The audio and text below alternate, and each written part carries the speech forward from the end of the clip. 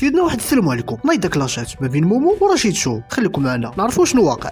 كنت جالس مع امي مخدمه التلفازه، واحد القناه، واحد البرنامج، واحد الوقيته كتلقى راسك كتفرج، واحد الوقيته كتقول علاش كتفرج، علاش كتفرج، كتقول غادي تشوف اي درجه ديال الخرا غادي يوصلوا ليه، فهمتي؟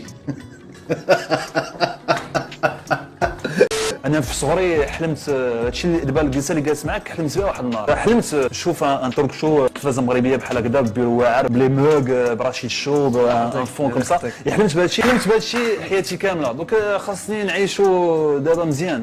الحلم لم يتحقق. رشيد العلالي والله ما هضر عليك بها في ستوري البارح، ما هضرش عليك انت لانه ما كنتفرجش فيك، ولكن حيت انت نويتيه لانه كيهضر عليك نتايا واللي كتنورك عارف شكي وقع ليه، معناتها انه انت كتعتبر راسك من البرامج اللي هضرتهم البارح، وهذا المشكل ديالك انت. كون انا نتحط معك في التلفازه غنطحنك طحنا من جميع النواحي. وكيف العاده خلونا ارائكم وتعليقاتكم حول هذا الموضوع، وتابعونا على قناتكم قناه ميكرو مغربي.